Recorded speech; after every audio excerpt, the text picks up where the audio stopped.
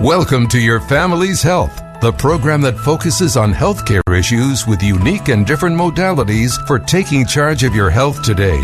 Experts talk weekly with our continuing roster of guests from around the country and right here in Nassau County to keep you up to date on the latest health issues and trends. Take care of your mind, body, and soul. Spend the next half hour with the voice of Nassau Community College, 90.3 WHPC, and get on the journey to better health. Hello, and welcome to Your Family's Health. My name is Dr. Jeanine Cook from the nursing department here in Nassau Community College, along with my co-host, nursing student Virginia Gavin. And today we're talking about a non-for-profit organization that helps people deal with tragedy called Stillbirth. Our guest today is Lindsey J. Wimmer, who is the executive director of the Star Legacy Foundation, which is dedicated to stillbirth education, research, and awareness. Lindsey is a pediatric nurse practitioner and recently taught at St. Catherine University. She serves on the advisory panel for the Fetal Infant Mortality Review under the American College of Obstetricians and Gynecologists and is certified in perinatal loss care. Lindsey, welcome to Your Family's Health on the Voice of Nassau Community College, 90.3 WHPC. Welcome. Thank you for having me. So it's so good to have you on, a nurse. And so this is very good that you're doing and working with the topic of stillbirths. Let's talk to me about what is a stillbirth, define it for me, and how does this differ from a miscarriage? Sure. So the biggest distinction between both a stillbirth and a miscarriage is the length of the gestation that the pregnancy was able to progress. In most states in the United States, a stillbirth is considered the death of a baby during pregnancy after 20 weeks of gestation. And a miscarriage would be the death of that baby before 20 weeks gestation. Different countries around the world have different definitions, and there is some variation state to state, but 20 weeks is by far the most common definition that we see here in the U.S. Hi, this is Virginia. So I just wanted to ask you if there's anything in particular that can cause a stillbirth or any risk factors you can mention? Yeah. So as far as causes, when we can identify a cause, the most common tend to be issues with the placenta. So whether it's a placental insufficiency, maybe a placental abruption, or other pieces where that they cause the nutrients and the oxygen that are getting from mom to baby to be interrupted for whatever reason. So the placenta is obviously a major role in that process, and the umbilical cord, issues with the umbilical cord can also be a major cause. After that, then we tend to get into things like infection, or are there health issues with mom, such as preeclampsia, diabetes, those kinds of conditions. Unfortunately, with stillbirth in particular, more than half of the time we don't ever have an answer for what happened. And that certainly is something that's very frustrating for the medical professionals who are not used to not getting answers, at least when something tragic like this happens. But it can be devastating for the families to get to that stage of a pregnancy and have it end so horrifically without any real answers. And so that's one of the things that our organization works very hard on, is trying to help families get answers when that's possible, but then also working on the research end of this issue so that we can get better about what can we do to get more answers for these families. As far as risk factors go, they tend to overlap with a lot of the risk factors for any poor pregnancy outcome. Primarily that includes, as I mentioned, health issues with the mom. If she has a pre-existing health condition, particularly autoimmune disorders such as lupus or those kinds of things. If she develops gestational diabetes or preeclampsia. Some of the non-modifiable risk factors that we encounter are maternal age, as we see more and more women waiting until they are older to have children. Advanced age definitely causes an increased risk. Mothers who smoke or use tobacco. We also see extreme disparity in terms of racial and ethnic groups. Native American women and African American women have stillbirth rates almost double that of the rest of the population. So there's definitely some concern there with some of the racial aspects. We also see access to care, socioeconomic status, and those types of social determinants come into play. And when we're talking about risk factors, they don't necessarily translate over to exact causes or give us a lot that we can work with, but we do know that those pregnancies that have elements like that in play are more likely to end with a stillbirth than those that don't. So you talked a little bit about racial and social determinants for increasing predisposition for stillbirth. Tell me a little bit more about that. Why is that such that there are those differences in racial and social determinants particularly in the United States? Yeah, it's a great question, and unfortunately, it's one that we don't really have answers to, because specifically with the African American women, this is one that has been looked at pretty extensively by a lot of researchers, trying to figure out what it is that makes that different. And that distinction is true even when we control for things that we know tend to occur already in higher elements in that population, such as hypertension and diabetes. So we don't have any really good answers. There's a lot of theories out there, and I think it certainly ranges from everything to from some unknown genomic type element to maybe some institutional racism and access to care or empowerment of the mothers when they identify concerns within their pregnancy. But again, these are all just kind of theories that the people are looking into, but we don't have any really solid answers. So with that, what are ways that we can reduce the risk for stillbirths? And I know that when we talk about that this is something, how prevalent is stillbirth? Just get to that first. In the United States. So in the United States, 1 in every 160 pregnancies will end in a stillbirth.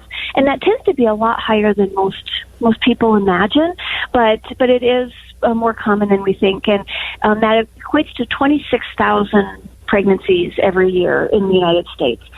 So this is something that the more you talk about it and the more you start making it okay to talk about it, everybody knows somebody who has been touched by this type of an experience, even if they just haven't felt comfortable sharing it previously. So it is something that we need to be concerned about, and it's certainly something that is more prevalent in pregnancy than a lot of the things that we do worry about in pregnancy, such as some of the genetic conditions or even listeria and some of the infections that we put a great deal of energy into preventing, appropriately so. But most moms know about those types of things because we do a really good job of educating them, but they don't even know that stillbirth exists. But yet that is much more prominent. And so how do we compare nationally and internationally with our statistics? So nationally, in New York, I believe, I should have looked this up, but the rank right about the lower third of the country, right about that 75th percent. So there's definitely a lot of room. Now, New York has been improving their stillbirth rate over the last 10 years, just steadily, but they're still above the Healthy People 2020 goal, which is 5.6 per 1,000 live births. So we definitely still have some improvement to do. From an international standpoint, one of the most concerning statistics that we see is that over the last 15 years, when you look at high-income countries, the United States is second to last in the amount that we've been able to reduce our preventable stillbirth. So that's certainly not the place that we want to be statistically, but it also tells us that there's some other countries that are very similar to us in terms of resources and maybe even diversity and a lot of the demographic conditions that we can look to and say, what are they doing, and try to adopt some of those practices here in the U.S. And is this improving over the years? Are we getting better internationally, or does it seem to be that we have a downward trajectory with our stillbirths? Yeah, we our rate is been pretty consistent, but because so many other high-income nations are decreasing their rate, we are slowly looking worse and worse each year on the international comparisons. our stillbirth rate in the U.S. hasn't changed significantly in over 30 years. So this is something that really just has not made a lot of progress for us. Lindsey, can you tell us a little bit more about you and, when did you become a part of the Star Legacy Foundation and how you came about that? Well, as you mentioned, I'm a nurse practitioner, and in 2004, I was introduced, if you will, to the world of stillbirth when my first son was stillborn. And after I started to process more of my grief and try to reconcile that with what I knew as a health professional as well, it was really frustrating that so little was known and so little was being done. And I recognize that the health professionals are at a pretty significant handicap because we don't equip them with the tools to even how to handle this. We don't prepare them for how to talk to families, and we certainly don't even have accessible to us the tools to pass along for providers to be able to prevent many of these deaths. And it's something that's really important for us to have tools for the health professionals to work with the families and to make some progress, but just ignoring it is not very effective. And over the last 10 years, we've been fortunate to start to get a little bit better idea of what some of those things might be and how we might kind of go about that. And so Star Legacy, my family and I initially started Star Legacy because we could not find anybody here in the U.S. that was really trying to make a big difference for stillbirth families in terms of the research and education. And I wanted the families, because I had now lived as a bereaved parent, so I also have worked and lived in the healthcare industry for many years too. And so I wanted to be able to show the world what I now witnessed personally, that both sides have so much to contribute to this issue, but they just generally kind of operated in silos. And a lot of it is the fear and the stigma that surrounds a lot of pregnancy losses. And so we need to break that down, and we need to make sure that this is something that we all acknowledge openly, that it's a serious concern, and it's something that we need to be aggressively being proactive in this industry about helping mothers do everything they can to reduce their risk, and then partnering with them when they do identify concerns. So this is a personal story, Lindsey, and thank you so much for sharing that with us. Yeah. So what do you say to a couple or to a mother who has experienced a stillbirth? How do you begin the conversation? How do you begin the path towards healing? And I know that the Star Legacy Foundation does that, but what do you do? How do you start the conversation? The very first thing is, I'm sorry. Yeah. And acknowledging that this is a major loss, because unfortunately, one of the things that many families encounter is people just don't even know what to say. If it's, they don't even know what to say, or they, with good intentions, say something that is not helpful.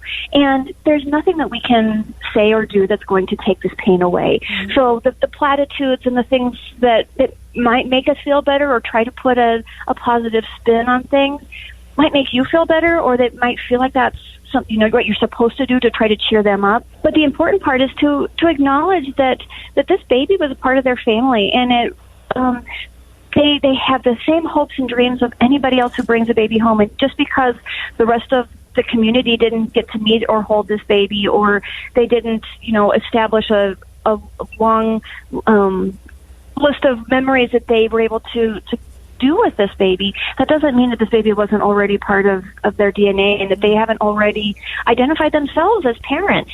And so just being able to acknowledge that and express sympathy, and it's not I'm sorry in terms of pity, but it's more I'm sorry that as a human being, it's horrible to watch another human being in emotional pain, and that's what this is. And so sometimes just offering to get over the elephant in the room and acknowledge that, maybe ask them if they named their baby. Be willing to be somebody that could listen to their story, because many people get immediately uncomfortable and try to change the subject or assume that the family won't want to talk about it because it is painful. But like any parent, most of these families are very proud of their children and would love to say their baby's name or love to share their story at some time. And so if you're somebody that is willing to let them do that, And that takes a lot of fortitude, because it's hard to ask for a story that you know does not have a good ending, and to sit with someone in a very uncomfortable, awkward place. But that is actually a really kind, caring thing that any of us can do. Healthcare professionals can do it in their professional world, but we can do that in our personal lives too. If you know somebody who is hurting, be willing to sit there beside them, because we can't do it for them. Obviously, their grieving process is something that is very unique and individual to every person. But we can stand there beside them and let them know that they aren't alone. They don't have to do it by themselves, and that they have all the support that they need through that process. Yeah, that's great. We're going to take a quick break. My name is Dr. Jeanine Cook-Garard from the nursing department here at Nassau Community College, along with my co-host Virginia Gavin. And today, we're talking with Lindsey J. Wimmer, the executive director of a non-for-profit organization, the Star Legacy Foundation. And we're talking about stillbirth education, research, and awareness. You're listening to Your Family's Health on the voice of Nassau Community College, 90.3 WHPC. Hi, I'm Dr. Kathleen Eubanks-Ming with the American Academy of Family Physicians. Bullies use power, strength, or popularity to hurt others emotionally or physically. And while you can't be with your child all the time, there are ways you can help. If your child encounters a bully, tell them to get to a safe place and tell an adult. You can also show them how to block online bullies. Teach them they can be more than a bystander and that they can help their peers. For more on bullying, visit familydoctor.org or talk with your family physician. We now return to Your Family's Health on the voice of Nassau Community College, 90.3 WHPC. Thanks for being with us today. This is Dr. Jeanine Cook-Garard from the nursing department here at Nassau Community College, along with a student co-host, Virginia Gavin.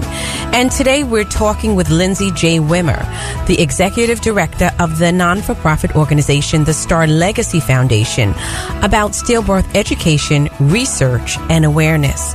Welcome back, Lindsey. Thank you. I always wanted to know this. After a stillbirth has occurred, is the baby given to the parent to hold? That's actually something that has changed over the last several years. So if you read stories from the 1800s and the early 1900s, that was very much a very common part of the grieving process, was for the family to spend time with the baby, particularly in the European cultures. And in this country, the 70s, 80s, there was a major shift where the idea was that don't even let the family see the baby, because it will make it less painful and it will make it go away faster and help them pretend that it never happened. What we have learned from that experience is that their grief does not go away. Just because they didn't see their baby doesn't mean that they forgot that they had a baby.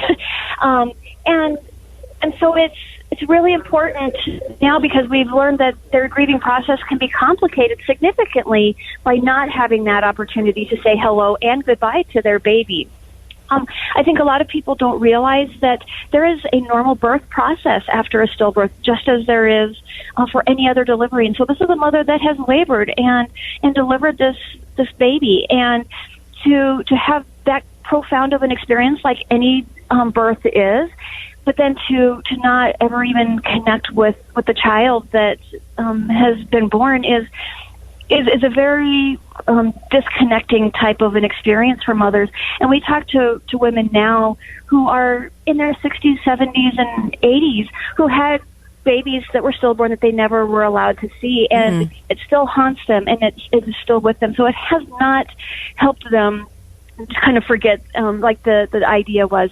And so beginning in the 90s, we really started getting a lot more research on this, and now we have strong literature that shows that giving families the opportunity to see and hold this baby and to take pictures and create some memories. It may even include, rocking them in a chair and singing the lullaby that you always dreamed of. And many families now will tell us that those moments that they have with their family and their baby are some of their most treasured memories of their entire lifetime, and those are what they cling to when they are grieving for the months and years to come. And so it really is an opportunity to allow them to parent this child, even if it doesn't look like we normally expect to parent a baby in the first hours after a delivery. And there's also an opportunity for people to bring in their own cultural rituals and traditions as part of this, because every culture has very meaningful elements to every birth and to every death, because it's such a profound moment in all of our lives. And so allowing a family to recognize this birth and this death in that way adds some validation to the family that this baby exists, this baby is part of the family, and maybe provides them a better framework for how to process and move forward with their grief if they can rely on the rest of their cultural traditions and framework to do so. So is your foundation an educational program, or would you say it's a support service, or both? Both. So we do a lot of work educating health professionals and expectant families on things that we can all be doing to reduce the risk. We also do a lot of education for health professionals to help them with their bereavement programs within the hospital setting, so that these families can have the quote-unquote best experience possible despite horrific circumstances. Because just because it is not the outcome that they were hoping for, that doesn't mean it can't still be full of love and very meaningful in a positive way. But we also do offer many support programs for families as well, especially once they leave the health system, because sometimes we hear stories how families will tell us, our nurses were absolutely fantastic. We wanted to stay in the hospital forever because they took care of us and they knew what to say and they knew what to do. But then we had to go out into the real world and we felt very vulnerable. And so we want to try to be an extension of that care that they receive from the health professionals. We offer support groups. We have peer-to-peer support programs, because sometimes the best thing for these families is just to know that they aren't alone, or to be able to look another family in the eye and say, okay, you survived this, maybe I can too. Sometimes it's practical advice from the peers about how did you handle the first winter holidays after your baby died, or what do you say when people ask you how many children you have. So some of those practical elements that tend to come up in the months and years to come can be a place where we want to be supportive to those families through our various support programs. You're listening to Your Family's Health on the voice of Nassau Community College, 90.3 WHPC. My name is Dr. Jeanine Cook-Garard from the nursing department here at Nassau Community College, along with my student co-host, Virginia Gavin. And today we're talking with Lindsey J. Wimmer, the executive director of non-for-profit organization, the Star Legacy Foundation, about stillbirth education, research, and awareness. So, Lindsey, you talked a little bit about what your educational programs provide.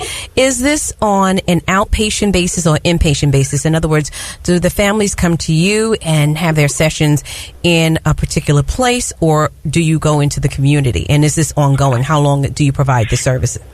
Yeah, we are in the community. Sometimes we do connect with them while they are still inpatient or very much in the middle of their medical treatment, but all of our programming is designed to be external, and some of it can be face to face, but we do actually a lot through text support, email support. Our support groups are actually held over live video conferencing, because for one thing, it allows us to connect people from all across the country. It doesn't have to be one specific location. But we've also noticed that it decreases some of the barriers, even if it's just the stigma of going to a support group. Or sometimes individuals are in a point in their grief where it's too much work to get dressed and maybe find childcare for their living children, or they don't have access to reliable transportation. Maybe it's just, not at a good time or something like that for them to get to a certain part of the city. But the other thing that we've found is that with the childbearing age women in our society right now are so much more comfortable with technology, and a lot of times they actually are more comfortable engaging with other individuals through the use of technology as opposed to sitting in a room. And so we've had several people that really do appreciate the opportunity to connect with other people, but with that safety zone of being in their own setting and having a little bit of that technology piece to make them feel like they can protect themselves a little bit more too. So what are one of the main things how you raise awareness in the community about stillbirth and the work that you're doing? Yeah, so we utilize social media a great deal, because that's where so much of our topics tend to come up and where so many of our families are finding places to grieve, but also finding where some of their triggers may be. And so we do utilize social media a lot. And one of our biggest messages for families and for health professionals, everyone, is giving them permission to talk about a topic that may even seem taboo at times, because we don't like to talk about death very much, but particularly when we're talking about the death of young children. And so, but giving people permission to talk about it and to say, this happened to me, or say, this is something that is a risk and we need to talk about it, because the benefit of better awareness is that for families that do have a loss, they are immediately more equipped to handle this if they even know that this was a possibility. So many times we hear from families that they can't even begin their grief process until they can wrap their head around what has happened, because they don't even know that stillbirth is a possibility. And it also equips their friends and family better with the education about what this is, what has happened, what types of experiences the family is enduring, and maybe even giving them some tips and tools for how to better support them. But we also know now that from an awareness standpoint, there can be a role for prevention of some of these deaths. Many times just being aware may be enough of a motivator to a mom that maybe feels a little bit off, or has an intuition, or notices that her baby isn't moving in the same pattern as he or she was before. Those may be some of the subtle things that it's very easy for expectant moms to talk themselves out of, or to assume that they're being crazy, listen to some of the old wives' tales. But if they know that stillbirth exists, and those might be some of the things that can be a way for the baby to tell us that he or she is in trouble, that may be just enough to encourage that mom to seek medical care. And if the health professionals are aware that some of those things may be symptoms or indicators, then they can have a better conversation with the mom and have a better idea of how to approach assessing the situation and moving forward if, in fact, that does appear to be a sign of distress for the baby. And so awareness of just brings us all into a better equipped state to deal with it, both from a prevention side and a bereavement side. And our families deserve the best of both worlds. Certainly they deserve the best in any opportunities we have for prevention. But then if we're not able to prevent that loss, they absolutely deserve the best that our society can offer in terms of grieving and bereavement support. So what is a website that people can get in touch with you? Our website is www.starlegacyfoundation.org. Our Legacy Foundation is all one word. So I know you did have a stillbirth, but I understand you have 3 boys. I have 2 boys and a girl since my stillbirth, yes. Okay, all right. Is there any parting thoughts you want to leave with our listeners? It's fantastic that you're using your voice to do this, and I want to encourage all your listeners, especially if they, maybe haven't heard about this before. I really commend you all for taking the time to listen through this, because it isn't a topic that's easy to talk about, and it's not something that most people say, I want to spend 20 minutes, hearing about this. But it is something that is touches all of us in ways that we may not even know.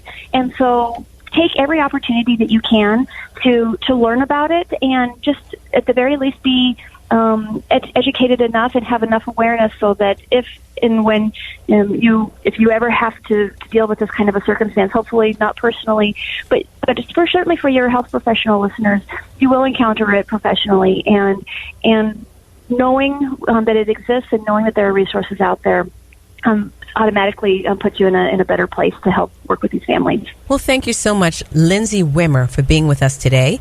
This is Dr. Jeanine Cook-Garard from the Nursing Department here at Nassau Community College, along with my co-host, Virginia Gavin. And we thank you for listening to this week's edition of Your Family's Health. We'd like to get your feedback on your family's health. Send your comments by emailing them to whpc@ncc.edu. Podcasts of today's show are available on iTunes, Android Podcasts, and Spreaker. This program was produced at the studios of Nassau Community College in cooperation with the Nursing Department. Join us next week for another edition of Your Family's Health on the voice of Nassau Community College, 90.3 WHPC.